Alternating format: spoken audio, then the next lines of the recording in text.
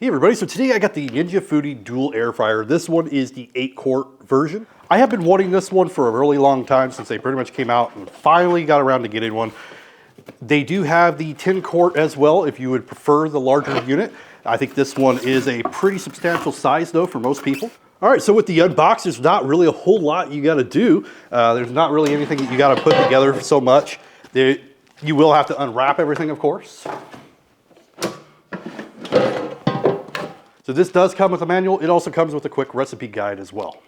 Okay, so let's go ahead and get a close-up look. As you can see, you got your two baskets. They're labeled as well, labeled 1 and 2. You got a lot of different modes that you can actually do with this, not just air frying. You do have some guides here to kind of give you an idea, you know, fish and frying things and poultry, vegetables, all that. You pretty much got the same thing over there. What's cool though is that you could do dual zones. So let's say you need to do something at 350 degrees and then another thing at 400 degrees or vice versa, whatever it might be. You could do that in each one. Now underneath, you're gonna see where there is a burner up at the top. That is what's producing all the heat to circulate. It's the same thing as like the Ninja Foodi 5-in-1. It has the same concept.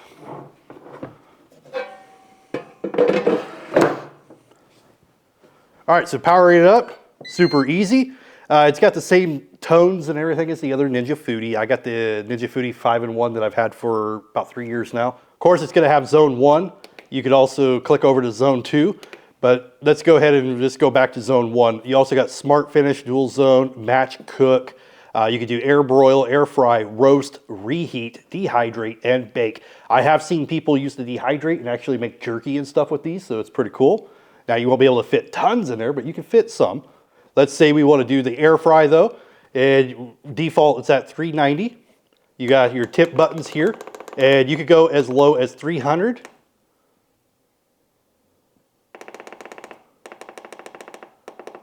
And you can go as high as 400. All right, and if you go to broil, then you can go higher, you can go 450. If you go to roast, let's see, at 400. Reheat, it's probably gonna be 400.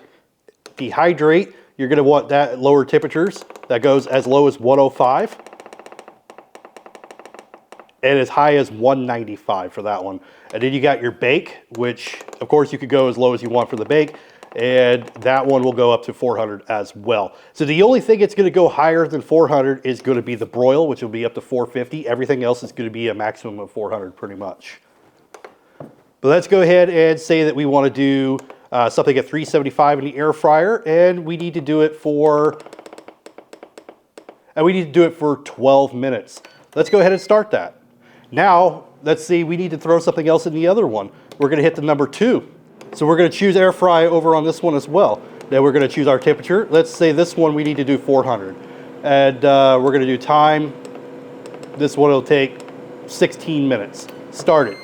Now we have a timer for the left side. We got a timer for the right side. And they both have their independent temperatures and they're both cooking away. So that's really cool.